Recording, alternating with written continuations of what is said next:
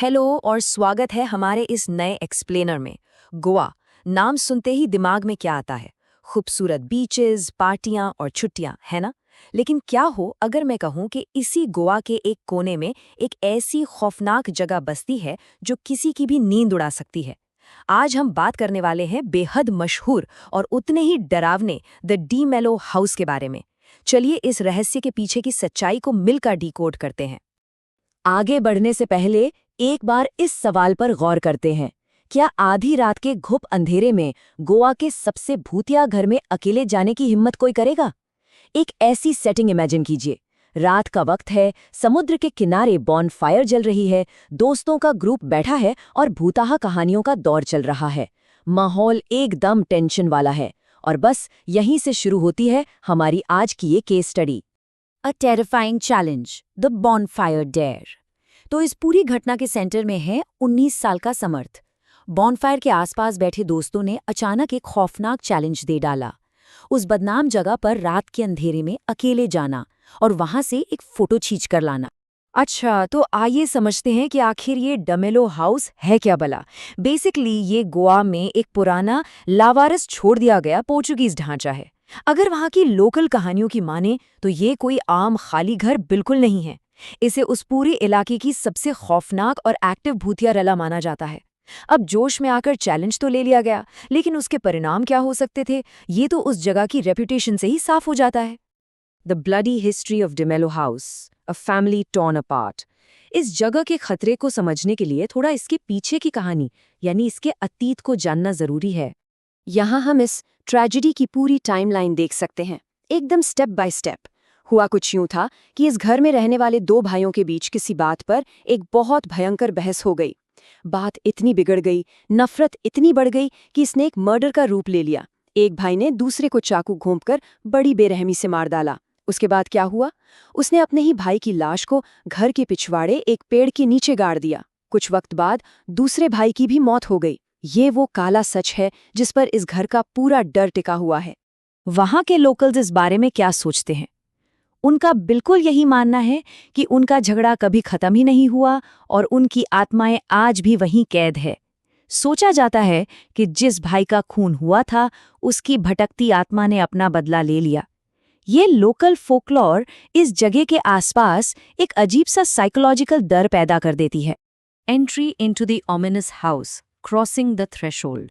खैर, वापस आते हैं समर्थ की करंट टाइमलाइन पर, जब उसने इस मनहूस घर की दहलीज पर अपना पहला कदम रखा। घर के पास पहुंचते ही जैसे आसपास का पूरा माहौल ही बदल गया। वार्निंग साइंस एकदम क्लियर थे। हवाएं अचानक से बर्फ जैसी ठंडी हो गई थीं और जंगल में ऐसी खामोशी छा गई थी जो बेचैन कर दे। घर के ऊपर एक झुका हुआ पेड़ था जिस पर किसी बड़े जानवर के नाखूनों जैसे खुरचने के निशान थे। और बदबू, बाप रे, सड़े हुए मांस की ऐसी तेज बदबू थी जैसे आसपास कोई लाश हो। साथ ही सीने पर एक अजीब सा भारीपन महसूस होने लगा जिससे सांस लेना भी मुश्किल हो रहा था।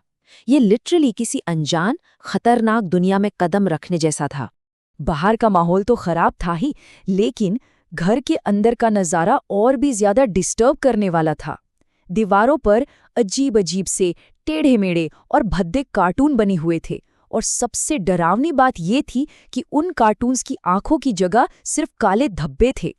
ये विजुअल इतना क्रीपी था, ऐसा लग रहा था जैसे वो सारे कार्टून्स एक ही जगह घूर रहे हों और कोई लगातार आसपास से निगरानी कर रहा हो। सोल शिवरिंग सीन, दी हॉन्टिंग बिगिंस। यहाँ से चीजें सच में हाथ से निकलने लगती हैं। ये साइकोलॉजिकल टेरर का एक जबरदस्त एग्जाम्पल है। देखिए, फोटो खींचने का चैलेंज पूरा करने के लिए जैसे ही फ्रंट कैमरा ऑन किया गया, स्क्रीन पर ठीक पीछे दो गहरी परछाइयां दिखाई दी। लेकिन जब घबराकर पीछे मुड़कर देखा तो वहां कोई नहीं था, सिर्फ एक खाली, लंबा और घुप अंधेरा कॉरिडोर। किसी ऐसी चीज को सिर्फ कैमरा लेंस के जरिए देखना जो असल में आपके सामने ना हो, ये सच में दिमाग खराब कर सकता है। और कैमरा में उन परछाइयों के बाद जो हुआ वो किसी बुरे सपने से कम नहीं था। एक जोर की गुर्राहट, एक भयानक चीख, दर्द से भरी आवाजें और दो आदमियों के बुरी तरह आपस में लड़ने की आवाज, ये सब सुनाई देने लगा। ये सारी आवाजें बिल्कुल उस मर्डर और उन भाइयों की लड़ाई से मैच करती थीं जिसका जिक्र हमने अभी थोड़ी देर पहले किया था। इस प्योर पैनिक के बीच टेक्नोलॉजी ने भी धोखा दे दिया। जो मोबाइल फोन कुछ ही देर पहले पूरी तरह चार्ज्ड था, उसकी बैटरी अचानक डायरेक्ट 0 पर आ गिरी और फ्लैशलाइट बंद हो गई। खूब अंधेरा और आसपास लड़ते हुए 2 आदमियों की आवाजें। ये सब इतना डरावना था कि वहां से तुरंत भागने के अलावा और कोई रास्ता बचा ही नहीं था। Terrifying encounter with death, the grave at the exit. भागने की इसी कोशिश में एक ऐसी चीज सामने आई जो सोच से बिल्कुल परे थी। अब यहाँ ध्यान दीजिएगा, क्योंकि ये सबसे ज्यादा चौंकाने वाला पॉइंट है। भागते वक्त क्या लगता है, यही ना, कि पैरों के नीचे जमीन होगी और सिर्फ बाहर निकल जाएंगे। लेकिन रियलिटी क्या थी? वहां एग्जिट पर एक बड़ी सी कब्र जितना गड्ढा था। उस गड्ढे के अंदर मिट्टी में आधा धंसा हुआ एक सड़ता हुआ शव पड़ा था। और सबसे डरावनी बात, उस शव का चेहरा खुद समर्थ का ही था। ये कंप्लीटली रोंगटे खड़े कर देने वाला मोमेंट था। और तभी लोकल कहानियां फिजिकल रूप में सामने आ जाती हैं। वो सड़ते हुए दोनों भाई वहां साक्षात प्रकट हो गए। उनके शरीर पर चाकू के गहरे घाव थे, जिनमें से लगातार खून बह रहा था। ऐसा लग रहा था जैसे इतिहास के पन्नों को फाड़कर वो दोनों हत्यारे भाई ठीक आगे आकर खड़े हो गए हैं। ये दृश्य किसी को भी अंदर तक हिला दे। एक झटके में उन दोनों भाइयों की गर्दनें पूरी तरह से पीछे की तरफ घूम गईं। उनकी चमकती हुई लाल आंखें गुस्से से भरी हुई थीं और वो लगातार घूर रहे थे। डर का आलम ये था कि उस वक्त अपने शरीर का 1 इंच भी हिला पाना टोटली नामुमकिन लग रहा था। फिर आता है इस पूरी घटना का क्लाइमैक्स। मिट्टी में गड़ी हुई वो हमशक्ल लाश अचानक अपने हाथ बाहर निकालती है और उसे मिट्टी के अंदर नीचे खींचना शुरू कर देती है। पूरा शरीर जमीन में धंसने लगता है, दम घुटने लगता है।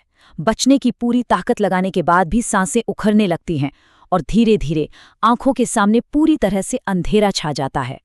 टेरिफाइंग ट्रूथ और जस्ट इल्यूजन, द आफ्टरमैथ। आखिर इस भयानक हादसे का नतीजा क्या निकला?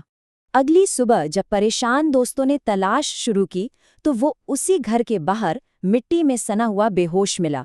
जब उसे होश आया और उसने ये रोंगटे खड़े कर देने वाली कहानी बताई तो दोस्तों ने इसे सीधे तौर पर डिसमिस कर दिया। उनका मानना था कि ये सिर्फ एक हेलुसिनेशन यानी एक दिमागी वहम था।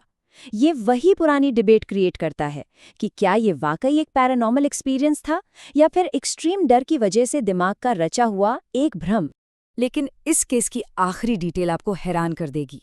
सुबह वहां से लौटते वक्त जब आखिरी बार पीछे मुड़कर उस घर की तरफ देखा गया तो खिड़की से वही 2 मरे हुए भाई लगातार घूर रहे थे। ये एक ऐसा ट्रॉमा था जिसने दिमाग पर ऐसी छाप छोड़ी कि गोवा छोड़ने के बाद भी वो शख्स इस डर से आज तक नहीं उबर पाया है। और इसी के साथ हम इस एक्सप्लेनर के एंड में आते हैं, लेकिन एक बहुत ही इंटरेस्टिंग सवाल अब भी बाकी है। क्या सच में द डेमेलो हाउस बदला लेने वाली आत्माओं का ठिकाना है, या फिर ये सब सिर्फ ह्यूमन माइंड की बनाई हुई एक डरावनी ट्रिक थी? ये अर्बन लेजेंड्स हमेशा एक अजीब सी क्यूरियोसिटी और डर जगा कर रखते हैं, तो इस बारे में सोचिएगा ज़रूर।